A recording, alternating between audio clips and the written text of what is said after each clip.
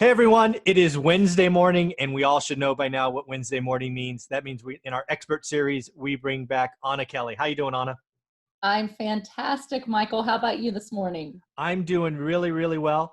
I know there's two topics we want to get to. Why don't we just talk really quickly about your house? You're in escrow. I think it's a July closing. Why don't we just hit that real quick? Where we're at with that? Is it still going? Is the family still going? When can we have it? What's going on there? Yeah, the beach house purchase is actually going really well. So the lender that, is having to pull a bunch of hurdles to try to get the numbers to work in this environment has basically said, we're good to move forward. I've submitted all my documents, just waiting on my accountant to finalize that 2019 tax return. All right. And as soon as they get that, I think we'll be rolling, and hopefully this is a done deal in a month. Well, I'm curious, just because July 4th is around the corner, will you be moving in before July 4th, or will you missed that? I think I missed that, but I will be back at the beach next week, so I'm excited to be there for a few days.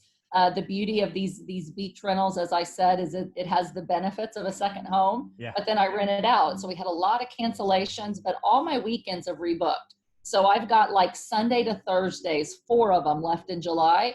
And I tell you, Michael, if they don't book up, I'm just spending every week at the beach, Sunday to Thursday, and enjoying my summer there. So, oh, you get to spend your summer at the beach. It's so sad. So sad. I know. Well, hey, you posted something on Facebook 32 minutes ago, and I'm going to ask you about it. We're going to see if you want to talk about it. It says, and I'm going to read it here, so I'm looking away. It says, my heart has been stirring to take my life investing in real estate experience, time and money to serve a greater purpose. Stay tuned. Well, I'm not very patient, so I waited 32 minutes. What does that mean? Michael, we've talked a little bit over the last year and a half or so since we've known each other and done some podcasts. I really started from very humble beginnings, and I started out in Section 8 housing, and I really didn't have anybody that could help me with financial literacy and help me figure out how to get out of the cycle of poverty and to take my life to another level. And so I've always wanted to give back to underprivileged children, to single moms. And I've done some different ministry related things, like working with inner city kids when I lived in Houston. But I've always wanted to go back one day to my apartment complex or to other complexes like the one I grew up in, and really start having an impact in those communities and be able to develop some programs to teach single moms and young children how to break the cycle of poverty, and to show them that if somebody like me could do it, anybody can do it with the right financial education and with the power of things like real estate. And so last year I went back to the apartment complex I grew up in, and I just, as I sat there and looked at the tree that I used to sit in, and no landscape, nothing really nice for these people. I thought nothing has changed in all these years for these people. I've got to do something about it. And so my heart has been stirring to start taking the wealth that I've built through real estate and the influence that I have and the investors that I have, and start to say, how can we start putting our money and our resources and investing more than just for dollars, but really investing in these communities in which we are benefiting from returns, and make eternal returns, not just monetary returns, but eternal returns in the life of these people. And so I've joined a board of kingdom-minded investors who want to be able to create communities where we bring in other organizations from outside the community to bring in like school supplies and dinner for children who their only meal is their lunch at school. Just doing some things like that to pour into their lives. And then I've also joined the board of an organization called Neurodiverse Living, where we are creating homes for adults with autism who can no longer live with their parents. And so those kind of things have been stirring in me, and I've been wanting to start to take some steps to get more purposeful in my investing. And just this week, Michael, I'm telling it here first before anywhere else, I have created a new company for my syndications called Greater Purpose Capital. And my purpose for that entity is really to join with other investors who want to make an impact with their dollars as they create returns, to start pouring into and purposefully buying the types of assets that make a difference in the world. Wow. I think I have goosebumps. Let me check. Yep, I have goosebumps. That's a pretty cool story. Yeah, that is wonderful. And I don't even know where to go. That's pretty awesome. So when you think about, let's go back to you're back at your old complex, right? You're an adult now, you have success, and you're looking at that and you're realizing nothing has changed, right? Mm. Right. The cycle of poverty is real. Yes. And, you know, both of us having broke that bond, you know, where do you think it begins? Because I think about the same thing. Obviously, I'm thinking about how I impact Fresno in a very similar manner, having opened an office building with that purpose in mind, is to help people forward. But it's hard, right? It's hard to kind of get momentum, and so this is my struggle, and I don't know if it's yours, but my struggle is I don't want to do handouts, right? It's not about cutting a check. That you know, when we had no money, to have somebody cut us a check almost felt like a slap in the face, right? It didn't feel good. Right. And so I won't be doing that, but I'm willing to give time and make the appropriate investments that are required to move stuff forward. Where do you think that starts in helping people? Is it, I just don't know where it starts. I'm having a hard time. Have you thought about that? Yeah, I have. I agree with you. First of all, there's an old proverb that says, give a man a fish and you feed him for a day, but Mm-hmm. teach a man to fish and you feed him for a lifetime. And I Right. think that it's a combination of education, because poverty mentality is a real thing. So Mm-hmm. when you grow up and all you know is poverty and all you know is people that are working hard, but they can't figure out how to get by, they lose jobs, they can't find people to babysit their kids, and so it Mm-hmm. costs them more to have their child care than it does to make money, and so Mm-hmm. they depend on the welfare system, and then they become people who basically are just waiting for the checks because it's too hard and they don't know how to get past the struggle to get out from under it. They want to, but they don't know how. Mm-hmm. And if you don't have other people in your community who are teaching you something different, that's all you ever see. It's why kids that are scared of gangs still join gangs, because they don't know anyone else. They have no other support system and no other network. Mm-hmm. So I think it takes purposefully people pouring into the lives to educate people, to say to kids like me, we had churches come to our complex and took us to church, and we had other organizations that came in and had after school programs. And I went to a really good school, thankfully. So I was able to see that people that got good jobs and got an education, did better than the people that I knew that were living in my community. And so you've got to have people intentionally educating the people in poverty that there is hope and that they can have a better life, and there are steps that they can take to get there.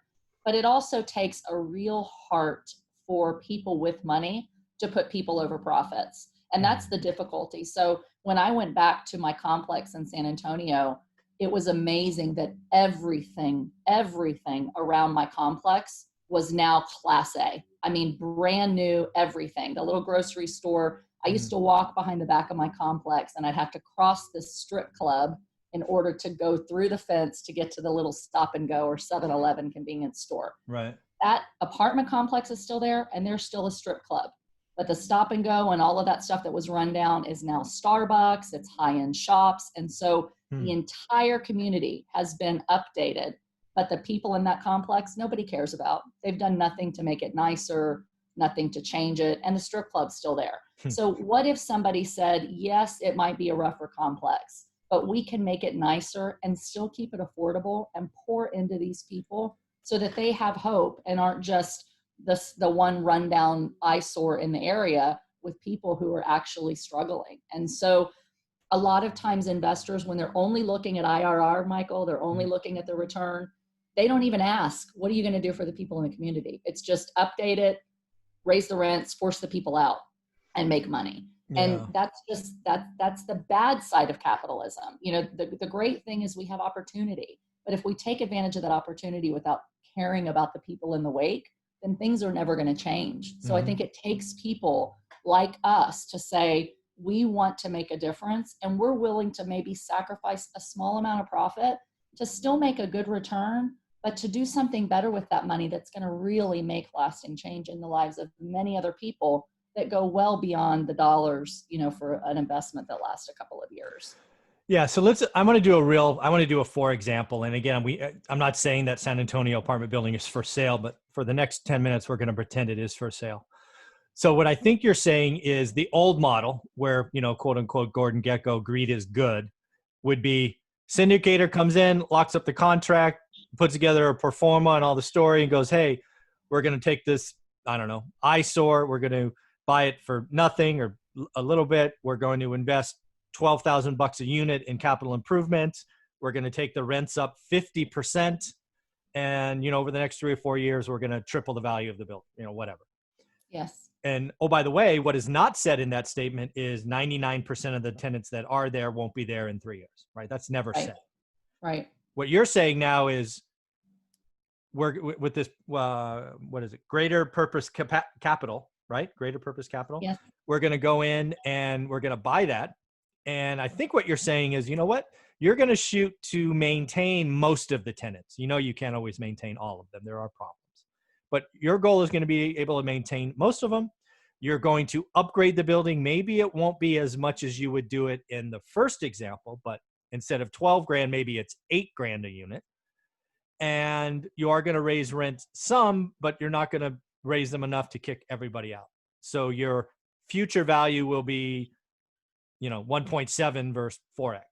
Is that kind of what you're saying?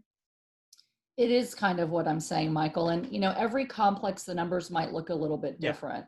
What I will tell you is that people who are on a fixed income, they don't care about granite and stainless steel appliances. That is like a luxury item. What they care about is where their next hamburger is going to come from. Right. So people have a fixed income, and this is part of the issue with affordability. And while I hate things like the government telling me I have to have rent caps, that's one thing. But if we have hearts as investors to come in and say, here's what the market value is today. Here's what the people can afford in general. Here's where the poverty level is. And maybe we go Section 8. Section 8 rents in a lot of markets are not that far off of market value. No, I have a lot of them. Yeah. Yeah. And so you can still get a pretty nice rent, except Section 8, but offer people a community that they feel good about being in, not a community where they're scared of what their kids are going to encounter when they go work their second job because they're trying to make ends meet. My mom, I look back and I think, how did she do this? But it was a different world. But when I was 9 years old, my mom was the leasing agent at our apartment complex. And at night she bartended. And so I watched my 2 siblings alone overnight at 9 years old in a Section 8 apartment complex. It was scary. And they for were me. young. They were younger siblings, obviously. They were 7 and 2. Oh my God, 7 and 2. And as a 9-year-old? As a 9-year-old, yes. And my mom had no other choice. Yeah. Because the choice, she left an abusive marriage to be okay. Otherwise, things would have been even worse. But she had to work 2 jobs because she was proud. She wasn't going to take government handouts. Yes, we were on food stamps. We probably had some rent assistance. I think she got a free apartment because of being a leasing agent or something like that. But she wanted to do better. She didn't want to be in government programs. And so, for someone like my mom, she needed a community she could trust and feel safe to have us be able to stay overnight while she worked. And that has not changed today, Michael. There are still single moms that struggle with, how do I make the decision to care for my kids, but I'm scared to leave them by themselves because this is a rough apartment complex? What if we made sure that the community was safe and that there were programs for kids and that there were maybe ministries like Apartment Life that would come in and pour into the lives of these kids and give them things to do so that they weren't just walking across the strip joint when their mom wasn't home or, doing things that they shouldn't be doing. I think what it does is it allows people to feel a sense of worthiness, of people care about us and people want to see us do well and empower us to do better. And if they do well and do better and they move out, great. We've helped them move on with their life. And then they can tell other people struggling, move into this complex because these people really care. And I think you engender people who want to pay rent because they want to stay in that community because they know that the owners care about them. And that's not to say that we won't file an eviction or that we won't charge late fees. You have to be able to do those things, but you can provide them with resources in the community that can help them in those situations and still help them to get ahead by teaching them how to better manage their money and how to better budget and how to learn the skills that can help them to get a better paying job. That's So awesome. I fully expect to make my investors returns when we are investing in these communities. It might not be the huge upside that you would get if you kicked everybody off and made it a Class A apartment complex in a Hmm. Class A area. But I want to be able to find that balance where you have enough people that the dollars make enough sense to them that they're willing to make a little bit of sacrifice Hmm. and diversify their portfolio, knowing that they're truly making a difference in the lives of many, many people. Yeah, and again, that just gives you goosebumps. And I'm going to go back to my earlier example because I think I've rounded it out. Is in the first example, again, you're taking a C to a Class A, and everybody leaves, and you make a home run in 3 or 4 years, whatever it takes. What I hear you saying is what you're going to do is you're going to, again, not upgrade as much. I think my example was 12,000 in the first one, 8,000 in the second one as far as make ready. But I think it might even be less than that because what I hear you Yeah, saying is you're going to round out services that were never there before, whether right. that might be, um, I don't know, just other spaces, right? Because in Section 8 housing, we've all seen pictures.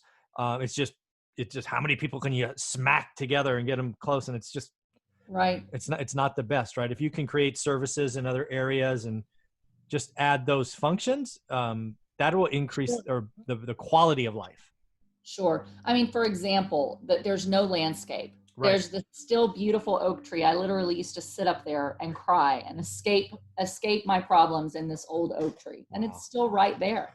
That beautiful tree is still there. But there's no landscape, dirt grounds, an old playground that hasn't been updated. There's no picnic tables, no benches, no places for people to congregate and just sit and talk and be neighbors. Right. It's just a rundown community. And so just being able to put in exterior capex that makes things nice and people want to be able to get outside and to play and to Mhm. enjoy the outside and not be stuck inside, and then making some modest improvements in the inside just so that people have general comforts, maybe something brighter. I didn't go inside of a unit, but I can just picture that the Oh, inside this probably just like the outside. you know it make might them be the just same paint that you saw when you were a it child. may probably old antique white that's been touched up a zillion times instead of being repainted. But if you Exactly. can just do some modest upgrades to just make it comfortable and a Mhm. happy place instead of going by and feeling like this is a sad, dreary place with sad, dreary people that are Yeah. all just sitting out there thinking, what am I going to eat tomorrow? Yeah. There's just Just nothing more existing. sad to me. Yeah. Yeah. Well, that is awesome. So that's the example. I love that. It's gonna be fun to watch and see what I can steal from you here on the West Coast. So that's pretty cool. The other one I want to talk about is your the drive to help folks with autism. Right? You were talking about potentially helping adults that have to move out of their family home. Yes. That's very intriguing. I'm not even. Is there any kind of special? I mean, I don't even know what that would look like. What does housing look like for an adult with autism? So, right now, I'll tell you, Michael, I have a brother that's on the spectrum, and he has Okay. two children who are autistic. One is more extreme than the other, but both Hmm. of them are on the spectrum, and Hmm. he's unable to raise them. So, my mother, who's in her late 60s, is raising her two grandchildren, my Oh, wow. nephews, for my brother. And my brother can live on his own, but he struggles on his own. And so, there's many adults who have autism or on some wavelength of the spectrum Hmm. who might be able to go work, but they really can't live on their own without someone helping them with breakfast, setting an alarm, making sure that they go to work, helping them make Mm. decisions that they don't think about sometimes just because of their cognitive disabilities. And Mhm, so mhm. what happens is many children who have autism never can leave their parents' home, and Mm. once their parents get older and they pass away or they're not able to care for them, really they have to go into an institution, which is not ideal. And Right. so there's a real problem of an aging population with autism that really has nowhere to go to allow them to be independent, but to Mm. be successfully independent, just Mm. somebody that can guide them. And so what we're doing is we're working to build smart communities where you've got almost like an assisted living type of facility, but Okay. you have your independence, you have your independent living, but you have somebody there guiding you to say, you've got to go to work today. Make sure when you come home, I'm going to help you with your laundry. But things are smart activated. So there's technology that Huh. allows these people to have real independence, but Nice. yet some assistance and some help with activities of daily living that they need help with. And so we are on the path through neurodiverse living to create the first home and then to start to duplicate that model throughout the United States. So those are the type of projects that, it's not all going to be multifamily, but it's all going to be housing related in ways that we can make an impact in the community. And so even projects like I saw you post on Facebook while I was at the beach, trying to come in and saying, how can we build homes for underprivileged people? Maybe it's homes for veterans. Maybe it's, homes in the African American project communities. There's all kinds of people that need help and that need a hand up, not a handout, but a hand up. And those are the kind of projects that I want to be able to take my experience and say, this is not about money for me anymore. I built the financial freedom. Everything else I want to do with purpose. And yes, it will help me and it will help my family. But more importantly, it'll help me and my family learn how to leave a legacy in the lives of other people and help them to be elevated and just make an impact on our world. Wow, this is so cool. So let's just be honest, right? This is going to consume your time, right? Yes. This endeavor does not come with, a day extender, right? You don't suddenly get 28 hours a day because you're doing something good. Right. So something has to give, right? I mean, let's just be honest. Yeah. So this probably means less of your, I don't actually know. Have you already thought about what you're willing to give up to tackle these meaningful and heartfelt goals? Sure. I'm on 3 different boards where I'm a trustee or a board member to help provide some guidance in these things. So some of my time will be really give back strategically to help with implementation. And then the other part will be primarily raising capital and helping to be an advisor for each of these types of groups on making wise real estate decisions that can help you to, evaluate the financial piece and the real estate side of it, but then also really pour into the development of the actual financial literacy programs that I hope to be able to implement throughout apartment communities and these types of things. So I realize it's going to be time consuming and it's going to be a labor of love. And I'm willing to take time and play the long game and just to see what doors open, what types of opportunities present themselves where we can be impactful, and then take that from there and see where I'm best needed. So, thankfully through my life experiences and my experience in the financial sector and then with real estate, I'm fairly well-rounded in what I can offer. And so I'm just kind of saying, okay, here I am. How can I be of value to anybody else that really has the same heart and those types of projects? And I am launching my new capital brand because, the reality is we need money. And it's difficult for people to feel like I can make a tangible difference with my own resources because our money runs out. But when we can pool the resources of many other investors together that says, I'm willing to invest, you find a project that makes an impact and you can count on me to invest those dollars. So I'm going to spend a lot of time talking to other investors about purposeful investing and then looking for the types of projects where I can marry the need with the investors willing to fund that need. And then we can create something really beautiful together as we go. So I don't have a roadmap for this, Michael. I've been thinking about it and now I'm taking actionable steps to start, putting myself out there to make it happen. And I'm hoping that as I do that and I meet with other investors, the right opportunities will become obvious and I'll just take the next step into moving forward. Very cool. So what I hear you saying without saying it, I like to read between the lines, is you're willing to really sacrifice growing your family's personal portfolio because the time has to come from somewhere, right? Sure. You're comfortable, you're doing great, all of that. So again, you have another yardstick that you're putting out there, purposeful investing. And that just means probably less units for Anna Kelly's family, which is totally okay. But I mean, that's just the reality of what we're in. It may be. I mean, I'm obviously going to have some ownership in, deals that I syndicate and I operate. So there will be some financial benefit, but I'm not doing it primarily for the financial benefit. Yeah. And I'm still going to continue to grow our own personal portfolio. Any money that I make doing anything, whether it be my coaching, which is just another way for me to give back to, that isn't necessarily about the money because I can't be paid enough for the amount of time that it takes, but it's a labor of love for me. And so for me, it's about balancing, what I'm passionate about with the money. The money has never been the end goal for me. Yeah. And if I can teach my children how to duplicate what I'm doing, part of what they see will be the results of my efforts, but really most of it's going to be what they do with it and what they take it, Mm-hmm. at that next level. So I'm not just saying, let me build as much money as I can so that I can pass as much as possible to my kids. I'm saying, let me leave a legacy for my children and leave a legacy on this earth by giving back. And whatever money comes from that for me, great. And if not, it's just my way of serving, Mm-hmm. with the rest of my life. Yeah. Yeah. Legacy means a lot more than just a bag full of money. Right. So, Right. so I know you just announced it now, probably 62 minutes ago. I know there's a lot of people watching this that want to know more about purposeful investing. At this point, should they just reach out to you on Facebook, kind of follow that post?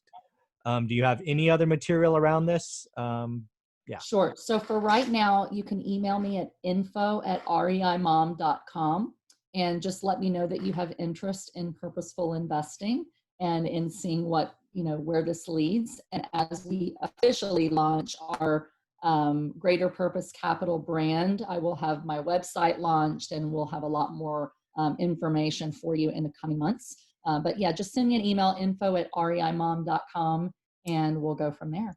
Very cool. I will make your email the first line of the description of this video, everyone. You will see it below. Send your an email if you want to know more or get on the mailing list as more details come about. Awesome. Again, you gave me goosebumps right there in the beginning. That was, I'm going to go back and listen to that. That was pretty fun to listen to. Thank you very much for doing that. Thank you so much, Michael. I appreciate you asking and letting me share about it. Awesome. Have a great day. Thanks, you too. All right.